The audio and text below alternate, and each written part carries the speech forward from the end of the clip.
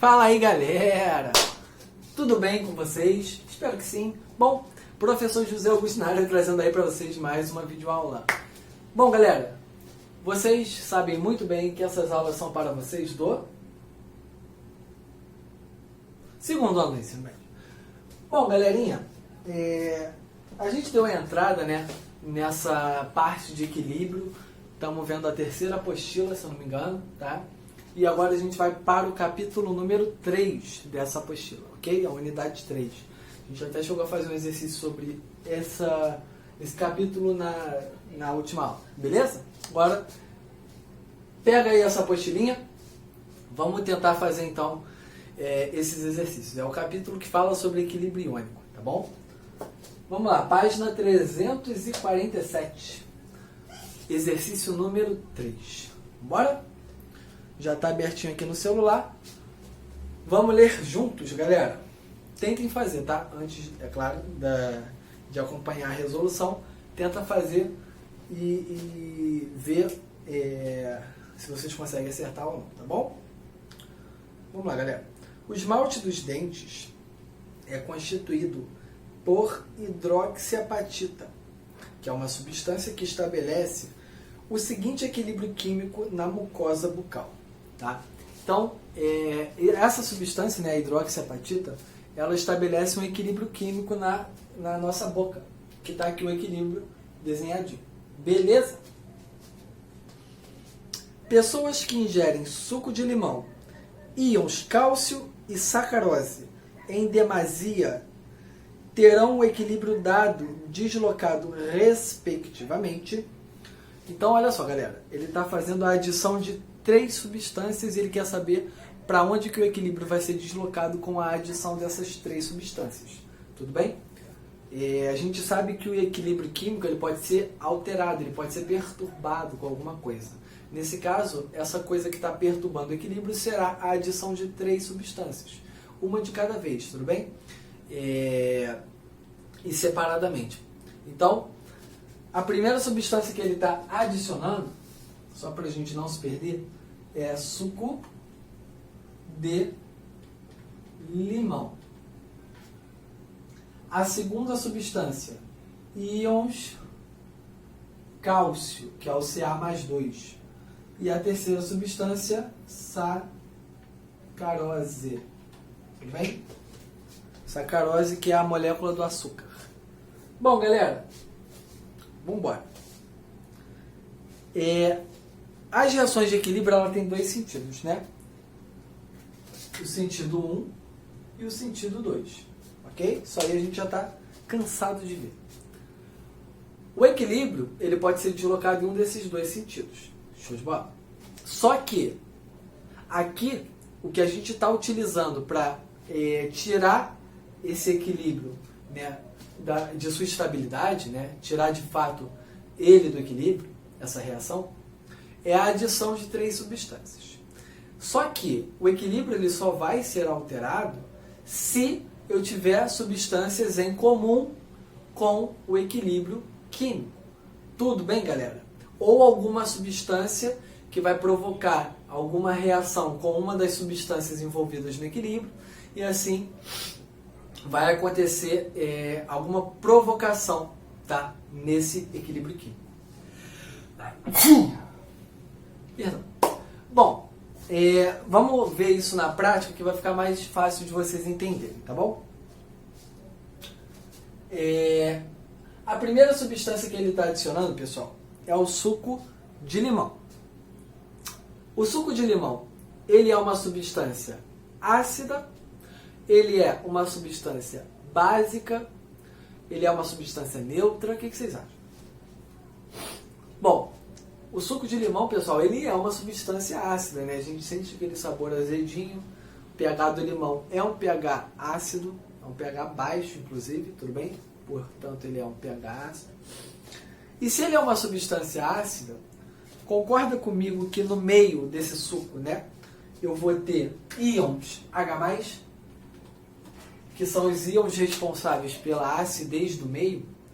Se a substância é ácida, tem H+. Se a substância é básica, tem o quê? OH-. Beleza? O que a adição desse suco de limão vai fazer? Olha só, galera. O H+ no ácido desse suco, ele vai reagir com o OH- para formar água. Lembra? Um ácido com uma base é uma reação de neutralização. Ácido mais base, tá? Eu vou ter uma reação de neutralização. O ácido vai começar a reagir com a base e vice-versa. Então, se eu estou adicionando uma substância ácida, como o suco de limão, eu sei que eu estou liberando, eu estou adicionando nesse meio, né, no meio desse equilíbrio, eu estou adicionando o H+. Com quem que o H+ vai reagir? O H+ vai reagir com o OH-. Olha só, pessoal. Íon positivo vai ser atraído pelo íon negativo, OH-. Para formar quem? O que H+ e OH- formam juntos, galera? H2O. H2O, tudo bem? Então, o ácido e a base eles vão se juntar para formar a água. O ácido e a base, não, né? No caso, o H+ do ácido e o OH- da base. Bem, beleza? Então, o que vai acontecer com esse equilíbrio, galera? Bom, se eu tenho H+ reagindo com OH-, vocês concordam comigo que eu vou começar a perder esse OH-? Foi ou não? Se o H+ está reagindo com o OH- para formar água, beleza? Esse OH- está sendo consumido, conforme o H+ vai reagindo com ele. Se ele está sendo consumido, o que o princípio de Le Chatelier vai falar para a gente? Opa! Eu estou perdendo o OH-. Para eu manter esse equilíbrio, eu vou precisar repor esse OH-. Tá? E de que forma que o equilíbrio vai fazer isso, galera? Bom, se eu estou perdendo esse cara aqui, o que o equilíbrio começa a fazer? O equilíbrio começa a pegar esses caras aqui, ó, e reagir, consumi-los, tá? Por quê? Porque eu sei que reagindo esse com esse, eu vou formar isso aqui de novo. E aí eu vou começar a formar quem novamente? O OH-. Tudo bem? Então eu estou perdendo esse cara, né? Por causa da adição do H+. O H+ está reagindo com o OH-. Então, estou perdendo ele. Conforme eu vou perdendo ele, o próprio equilíbrio, para se manter, começa a reagir esses dois para formar o lado direito de novo. Tudo bem? Então, o que vai acontecer? O equilíbrio vai ser deslocado para a direita no primeiro caso. Ok? Então, no primeiro caso, o equilíbrio vai ser deslocado para a direitinha. Beleza, galera? Segundo caso. Adição de íons cálcio. Íon Ca+2. Agora eu estou adicionando diretamente, ó, esse íon. Ele está no meio do meu equilíbrio, ó. Olha o íon cálcio aqui. Ele não é um íon incomum, tá? Ele é um íon em comum com o equilíbrio. Eu estou adicionando um íon em comum. Onde que esse íon está? Ele não está no produto. Beleza?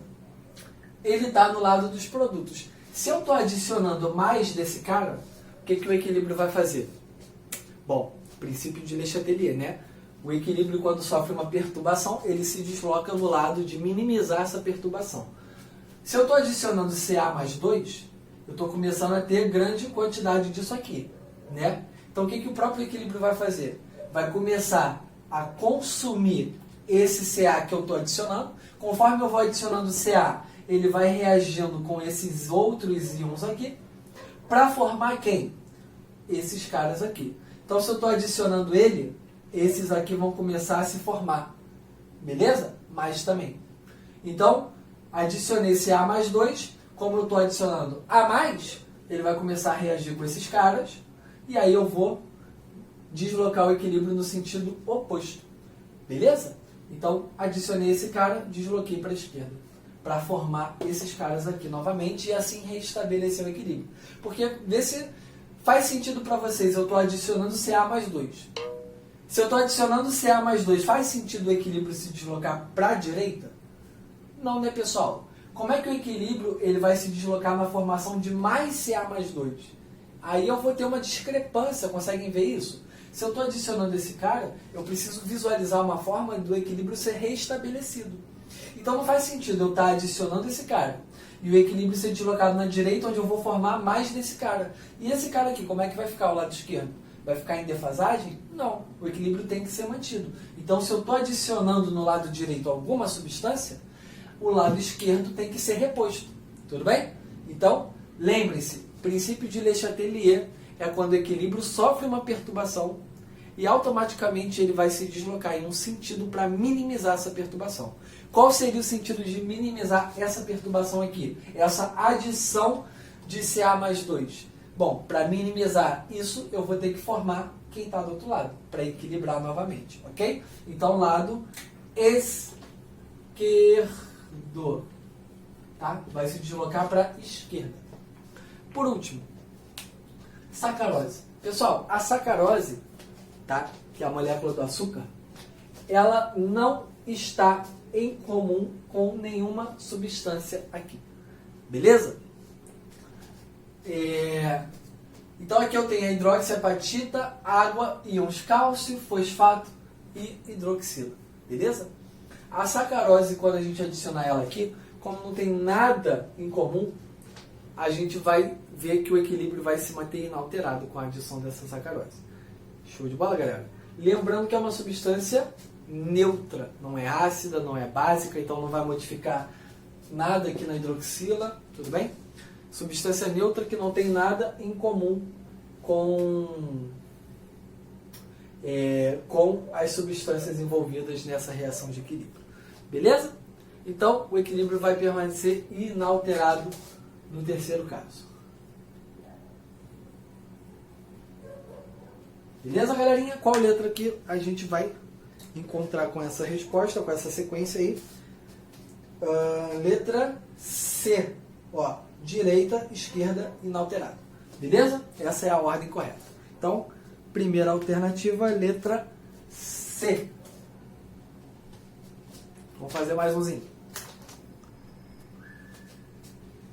Vamos que vamos, galera. Mais umzinho. Exercício número 4 da mesma página. Vamos lá. Questão da PUC. Em água, o ácido carbônico H2CO3 encontra-se ionizado conforme indicação simplificada nas equações a seguir. Então, estão aqui as equações, tudo bem? Ambas a 25 graus Celsius, só que eu não quis colocar. Com relação ao meio onde esses equilíbrios se estabelecem e suas respectivas constantes, é correto afirmar que... Galera, só tem uma coisa que vocês vão precisar consertar. Na minha apostila está errado a segunda equação, tá? Ela está errada. Não sei se a de vocês também vai estar, mas confere aí. A segunda equação aqui está... cadê? Na segunda equação está HCO3-, beleza? HCO3-. E aqui do lado está HCO3-2-. Tudo bem? O que acontece? Não tem esse H. Na apostila está assim, ó. HCO3-2-, tá? Esse H não tem ele aqui. Tudo bem, galera? Então, se tiver, conserta aí para não confundir. Tranquilo? Ele não existe na segunda equação. Beleza? Bom, enfim. Agora a gente vai para o exercício. Letra A. A expressão da constante de equilíbrio do H2CO3 na primeira, né, em 1, é...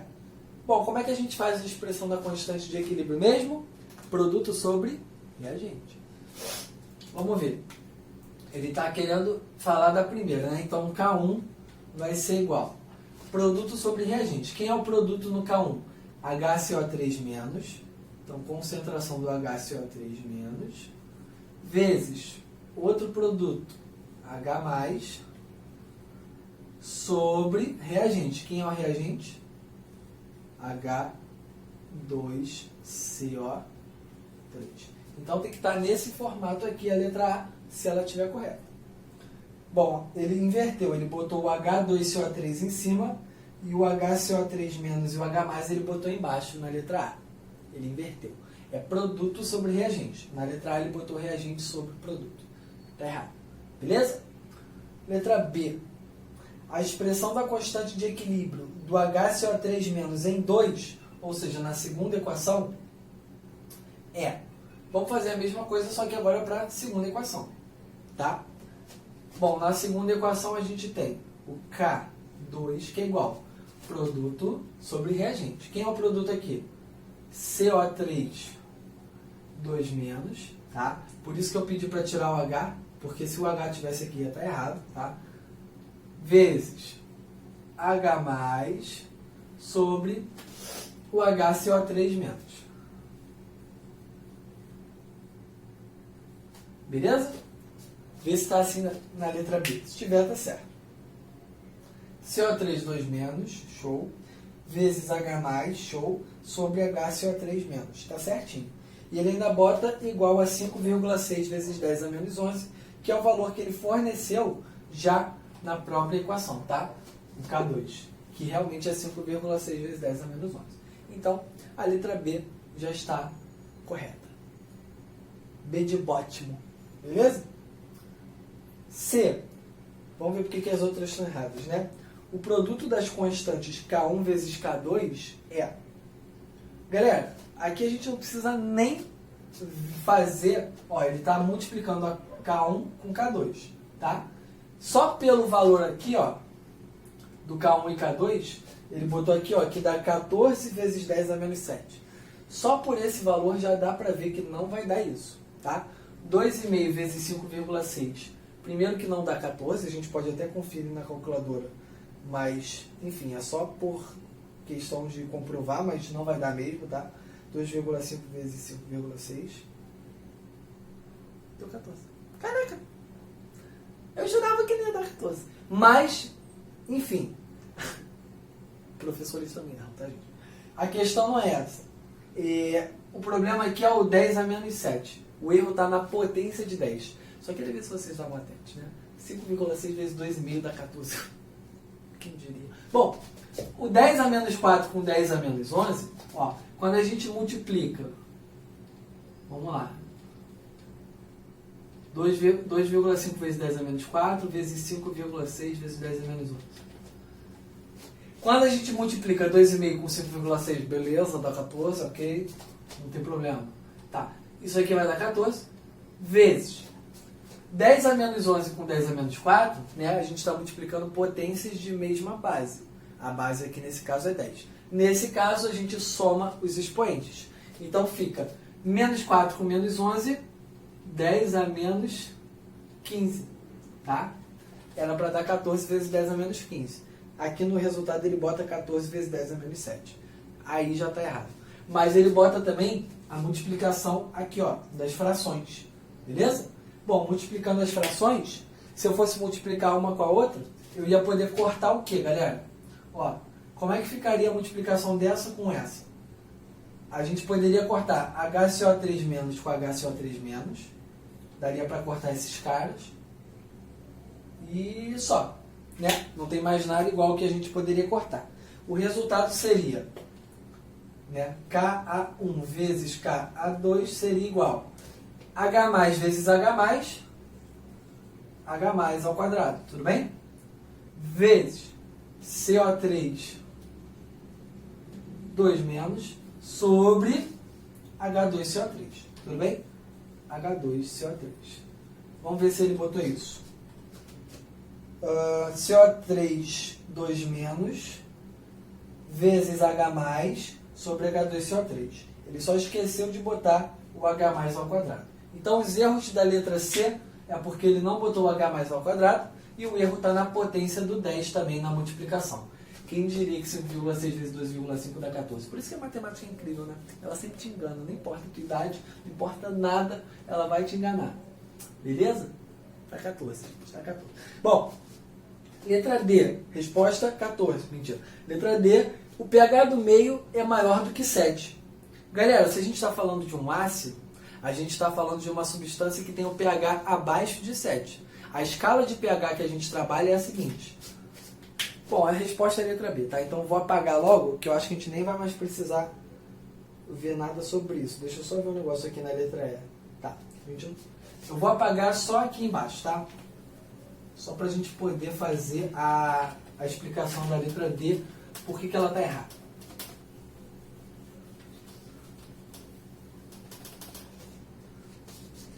Ó, letra D. A escala de pH que a gente trabalha, ela vai de 0 até 14. Tudo bem? Abaixo de 7, que é a metade, ó, entre 0 e 14, 7 é o meio, certo? O 7 é o meio neutro. Quando o pH está exatamente 7, a gente considera que o meio está neutro. pH da água, por exemplo, 7. Quando está abaixo de 7, a gente tem uma substância com pH ácido. E quando está acima de 7, uma substância com pH básico. Tudo bem? Se a gente está falando de um ácido, que lá no início do enunciado ele fala ácido carbônico, o pH tem que ser o quê? Abaixo de 7. E ele fala na letra D, o pH do meio é maior do que 7. Não. Aí seria um pH básico, ok? Estaríamos falando de uma base. Voltei, galera! Travou, né? Faz parte. Bom, letra E. Por que a letra E está errada? Ele diz assim, os valores de K1 e de K2 indicam que HCO3- em 2 se ioniza mais do que H2CO3 em 1. Galera, o HCO3- na segunda equação de ionização, tá? Ele vai se ionizar e o K2 vale 5,6 vezes 10 a menos 11. Beleza? Lembrando que a constante está diretamente ligada, né, com a capacidade de ionização da substância. Tá certo? O K1 sempre vai ser maior do que o K2. A constante da primeira ionização sempre vai ser maior do que a segunda, e que da terceira, e que assim sucessivamente. Por quê? A primeira ionização é a mais fácil de acontecer. Tudo bem? O H2CO3 se ionizando em HCO3- e H+, é muito mais fácil de acontecer. E a gente consegue ver isso pelo K1. Quanto que vale K1? 2,5 vezes 10 a menos 4. Vocês conseguem notar que o K1 é muito maior do que o K2? K1 é 10 a menos 4 a potência. O K2 é 10 a menos 11. São 11 casinhas para a esquerda. É muita coisa. O K2 é bem menor do que o K1. Tá? Isso está diretamente ligado à ionização, né? O nome é constante de ionização, K2 e K1, né? Então, o K1 ele vai se ionizar bem mais porque a sua constante de ionização é maior. Beleza? Tudo bem? Lembre-se, o K1 é maior do que o K2, que é maior do que o K3. Tá? Se eu tivesse uma terceira equação de ionização, a terceira seria a menor de todas. Seria menor do que a segunda e do que a primeira. Beleza? Porque vai ficando mais difícil de ionizar, conforme as etapas vão seguindo. Tudo bem, galera? Então, letra B, só para a gente não perder aí o foco, né? Letra B é o gabarito dessa número 4. The next. Oh, voltei. Vamos lá, galera. Número 5, página 347 ainda. A acidez do solo é prejudicial ao desenvolvimento das plantas, podendo ocasionar queda na produção. A aplicação do calcário CaCO3 no solo reduz a sua acidez. Tudo bem? Por que reduz? Porque vai começar a dar aquela neutralizada na acidez. Tudo bem, galera? Conforme representado pela equação química a seguir. Bom, então olha só. Olha o que o calcário vai fazer. Ele pega aquele H+, né, que é o responsável pela acidez do meio, e ele, juntando, reagindo com esse H+, ele vai produzir CO2, água e íons cálcio. Beleza? Então, ele consegue pegar aquele H+, reagindo com ele, formando CO2 e água, dando aquela neutralizada. E os íons Ca+2. Beleza? Então vamos lá, galera. Vamos ler as opções que, se eu não me engano, estão na outra página. Com base nessas informações dadas e nos conhecimentos sobre a acidez do solo, assinale a alternativa correta. Beleza, vamos lá então. Letra A. O calcário neutraliza a acidez do solo, certo? Porque produz íons H+. O quê? Galera, faz sentido? Ó, o calcário ele está neutralizando a acidez do solo porque ele está produzindo H+. Primeiro, vocês estão vendo algum H+ no produto? Não. E faz sentido ele neutralizar a acidez produzindo mais H+, que é o responsável pela acidez. Então, a letra A está completamente contraditória, tá? B. O uso do calcário aumenta a concentração de íons H+ no solo. Galera, o uso de calcário, ele diminui a concentração dos íons H+ no solo. Tudo bem? Porque justamente ele vai neutralizar aquele H+.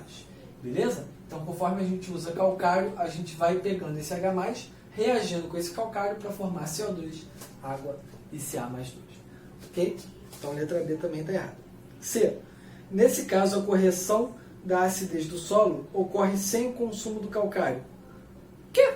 Ele fala no texto que precisa do calcário para neutralizar a acidez do solo, e na letra C ele pensa bem, não, pensando melhor, esquece o que eu falei no enunciado aí, ignora o que eu falei, tá?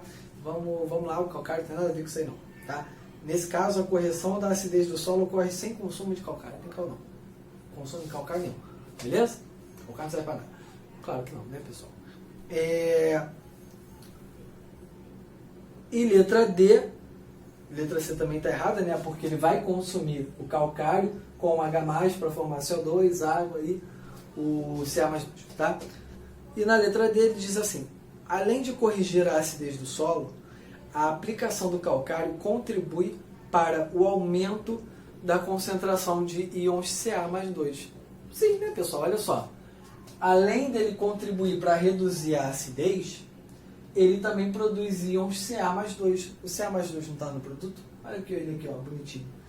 Tá certo. Letra D. Beleza? Letra D está correta. Ainda tem uma letrazinha E. Vamos ver a letra E. Um solo com concentração de íons H+ igual a 8 vezes 10 a menos 4 mol por metro cúbico necessita de 4 vezes 10 a menos 5 mol por metro cúbico de calcário para a correção da acidez. Que? Professor, não entendi nada. Por que ele deu valores aí? Matemática? Não. Que isso, gente? Que números são esses, galera? Tudo a gente resolve na estequiometria. Olha só. Estequiometria da reação. Calcário, 1 mol. A equação já está balanceada, tá? Ó, 1 mol para 2. Tudo bem? 1 mol de calcário, que é o CaCO3, reage com 2 mols de H+. Ou seja, o mol do H+ tem que ser o dobro. Quanto que ele colocou aí, ó? Um solo de concentração de H+ igual a 8 vezes 10 a menos 4. 8 vezes 10 a menos 4 mol por metro cúbico necessita de 4 vezes 10 a menos 5 mol por metro cúbico de calcário.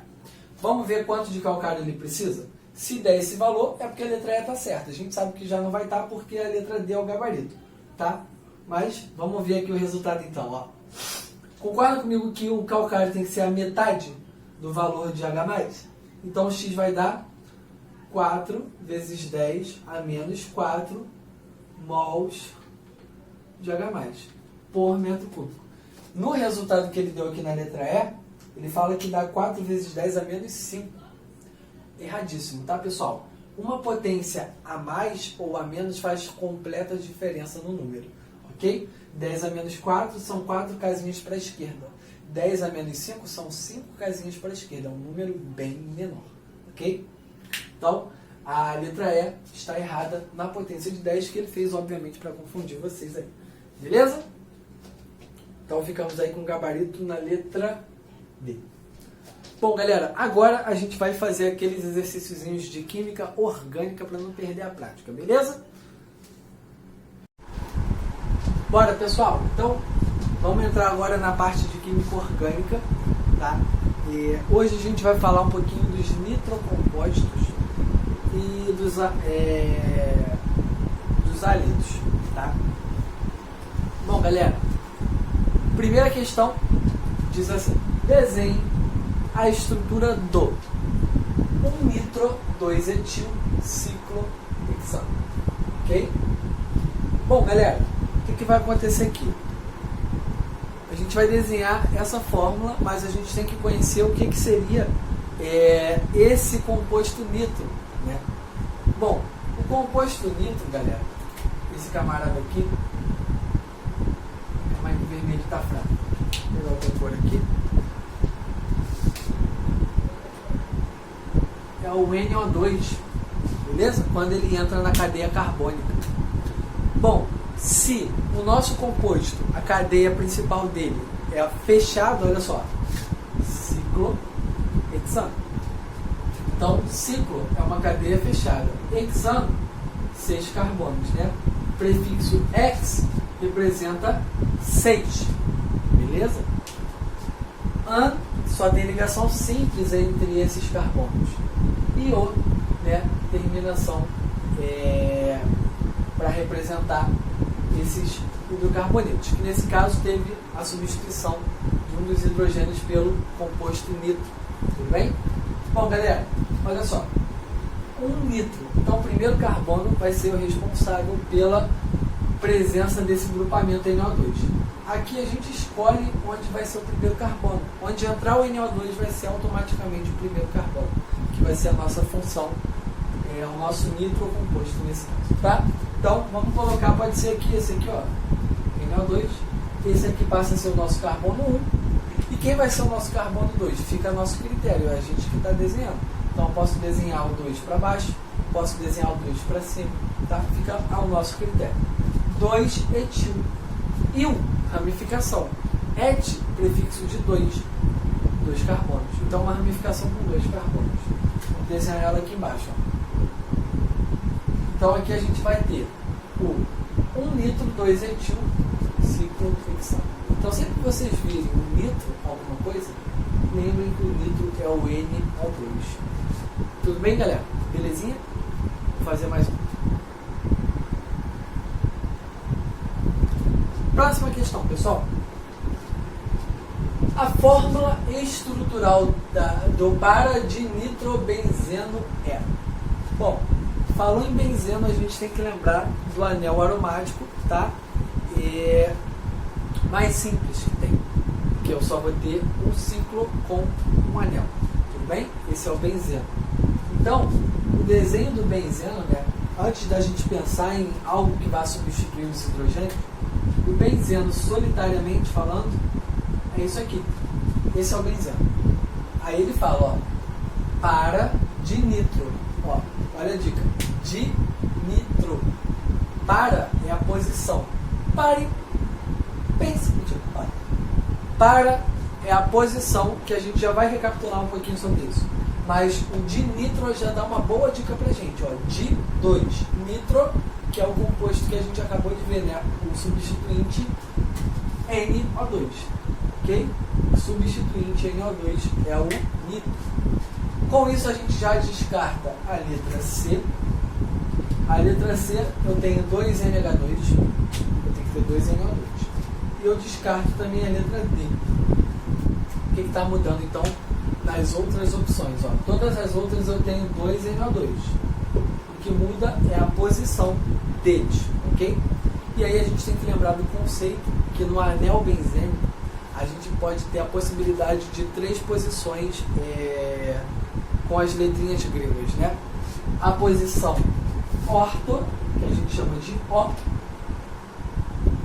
A posição orto é a posição 1 e 2. Temos a posição meta, que é a posição 1 e 3. E temos a posição para, que é a posição referida nesse exercício, que é a posição 1 e 4. Tudo bem? Galera, é importante a gente lembrar disso, porque olha só com esse pequeno conhecimento, a gente já conseguiria fazer uma questão que provavelmente muitos que não lembrassem disso iriam errar. Beleza? Olha só. Então, a gente busca o para de nitro, ou seja, os dois grupamentos nitro vão estar na posição para. Então, isto é, um vai estar na posição 1, o outro vai estar na posição 4. Onde que a gente identifica isso? Letra A. Se esse for o 1, o outro vai ser o 4. Aqui na letra C, a gente tem perdão, na letra B, a gente tem a posição 1 e 2. Posição orto. Esse seria o orto de nitrobenzeno. E na letra E, a gente tem a posição 1 e 3. A posição meta. Aqui seria o meta de nitrobenzeno. Tudo bem, galera? Mas como ele quer o para de nitrobenzeno, resposta certa, letra A. Show de bola? Vamos fazer mais um. Bom, pessoal, vamos fazer então mais um aqui. Esse número 3 vai pegar um pouquinho dessa parte dos aletos. Né?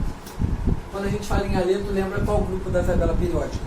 Tem um grupo chamado halogênio, que é o grupo 17 na tabela periódica, que é um grupo antes dos gases nobres.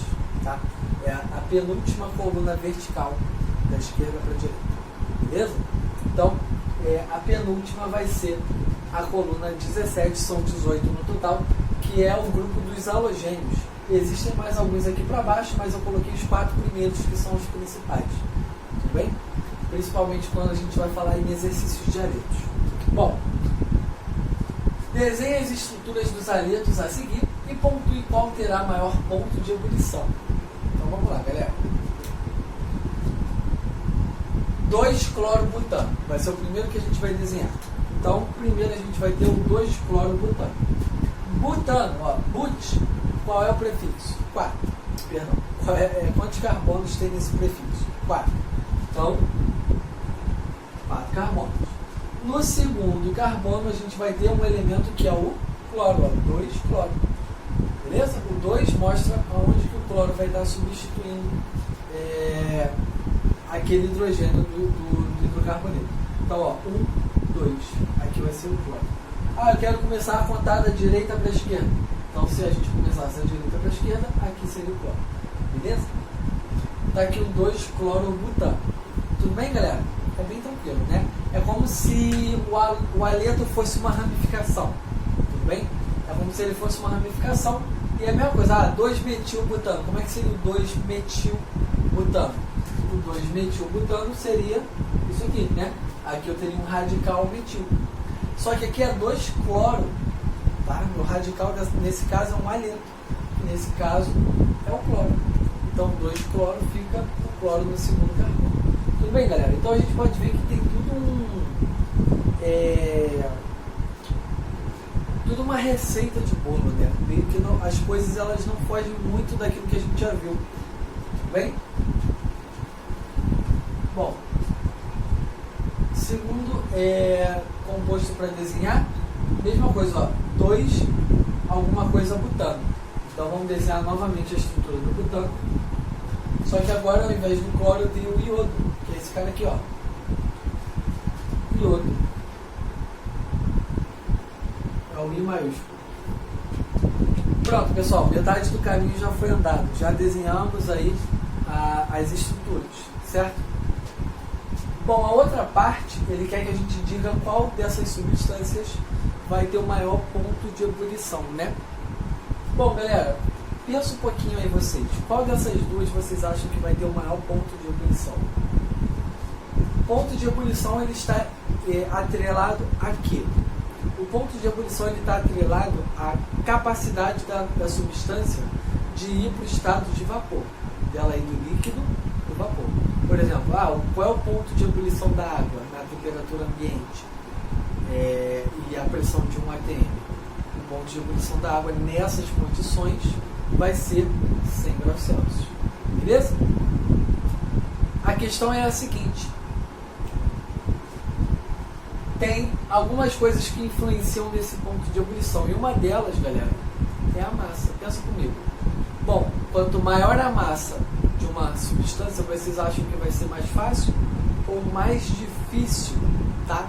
De quebrar as ligações ali para fazer com que aquela molécula vá do líquido para o vapor. Entenderam a pergunta? Quanto maior o ponto de ebulição, significa dizer que eu preciso fornecer mais energia para aquela substância se desprender do líquido para o vapor. Tudo bem? Maior o ponto de ebulição, mais energia eu tenho que fornecer. Vocês concordam comigo que quanto maior a massa, mais energia a gente tem que fornecer? para poder fazer com que a molécula vá do líquido para o vapor? Sim ou não?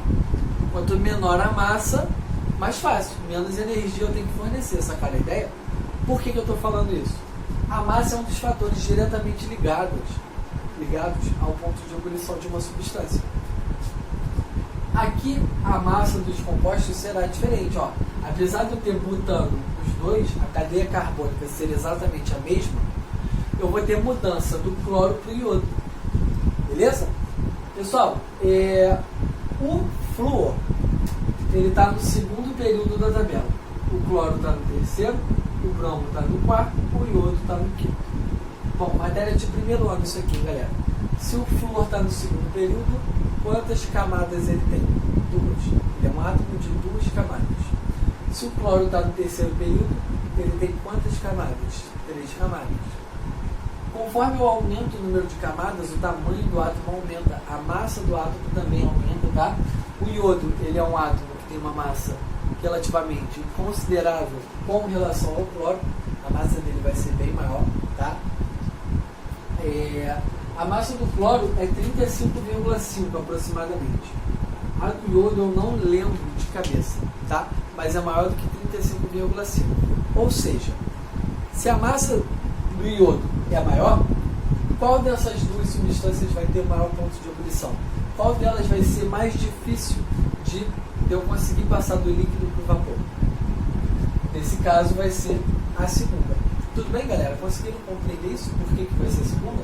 Porque o iodo ele tem uma massa maior do que a do cloro. Então, essa substância vai ser mais difícil de fazer com que entre em ebulição. Vai ter um ponto de ebulição maior. Tudo bem?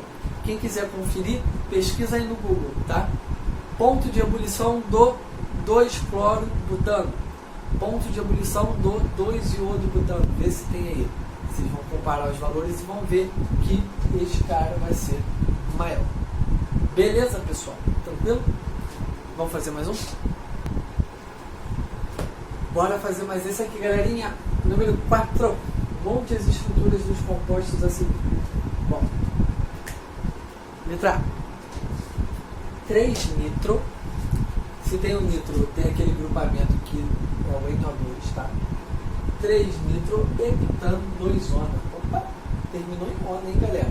Aqui a gente misturou algumas coisas, ó. Ona é uma função oxigenada, que é a acetona, tá? Como que a gente desenha a acetona, galera? Dupla, ó, entre carbonos, beleza? É importante que a gente lembre dessas coisas, tá, pessoal? Isso é muito importante para exercícios de funções orgânicas de forma geral. Então, terminou em ona, tem cetona no meio. Onde que está a cetona? No 2. Então, vamos começar pela cadeia. Heptano. Quantos carbonos na cadeia principal? 7, né? Prefixo hept equivale a 7 carbonos. Então, vamos desenhar com calma. Ó. 3 morrinhos, ó. 1, 2, 3, 4, 5, 6, 7. Beleza? Bom, no carbono 3, como é a gente que está desenhando, a gente que decide se a contagem vai começar da esquerda para a direita, da direita para a esquerda, tá? A gente tem o costume de fazer da esquerda para a direita, tá? Então, no carbono 3, eu vou ter o grupamento nitro, que é o NO2. Então, ó, 1, 2, 3. Aqui eu vou ter o NO2. Beleza? Então, 3 nitro, heptano, 2 ona. Aonde que a cetona está presente? Carbono 2. Então a gente tem que lembrar que a cetona é a dupla O entre carbonos. Tudo bem? Então no carbono 2 a gente vai ter isso aqui. Então aqui a gente tem 3 nitro, heptano 2. Tudo bem, galera? Não é difícil. Aqui eu só dei uma misturadinha numa das funções que a gente já viu há um tempo para a gente não perder o costume. Tá? É importante a gente recapitular de vez em quando aí essas funções também. Letra B, galera. 2,4,6 tricloro, tri é prefixo de repetição. 3,5 dimetil, di também é prefixo de repetição. Octano. Então, vamos começar pela cadeia principal, que nesse caso é uma cadeia com quantos carbonos? Olha o prefixo aqui, ó. Oct, né? Então, oct são 8 carbonos.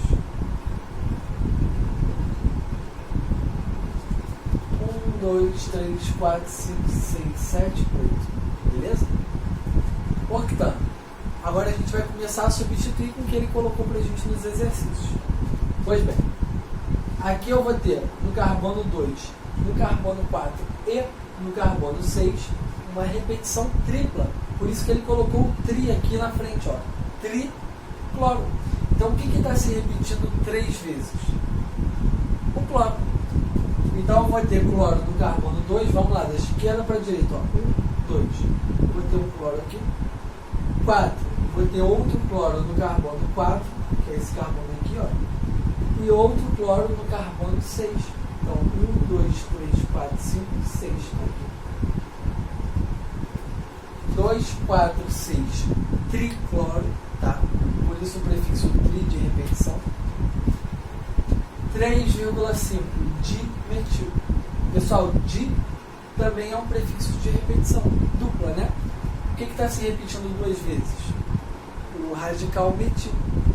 Metil é quando eu tenho uma ramificação com quantos carbonos? Um carbono só. Então aqui no carbono 3, ó, 1, 2, 3. Ramificação com o carbono. 5, 4, 5. Então no carbono 5 eu tenho outro metil. Tá aí a estrutura, beleza, galera? Do 2,4,6 tricloro, 3,5 dimetil octano. O nome é imenso, tá? Mas a gente pode ver que não é algo de outro mundo. É tudo uma receita de bolo baseado no que a gente já viu. Tá certo, galera? Não tá mudando muita coisa que a gente já viu. Beleza? A gente só tá, claro, complementando uma coisa aqui, uma coisa ali, mas no geral, né, a gente pode ver uma repetição nesse tipo de exercício. Tá certo? E é por isso que a gente tem que se ligar, porque é isso que vai nos ajudar em provas de concurso e etc. Tudo bem, galera? Vamos fazer o seguinte, nossa aula já está chegando no fim, beleza? Vou colocar aqui uma letra C e a gente finaliza o processo. Show? Só mais umazinha. Vamos lá então, galera, só para a gente finalizar essa aula. Letra C, 2 iodo, 3 isopropil, X2N. Tá? Então a gente vai montar a estrutura desse cara. Primeira coisa que a gente tem que se ligar é na cadeia principal. Quantos carbonos tem na cadeia principal? X é o prefixo de quantos carbonos? 6, né? Então vamos desenhar aqui 6 carbonos, ó. 1, 2, 3, 4, 5, 6.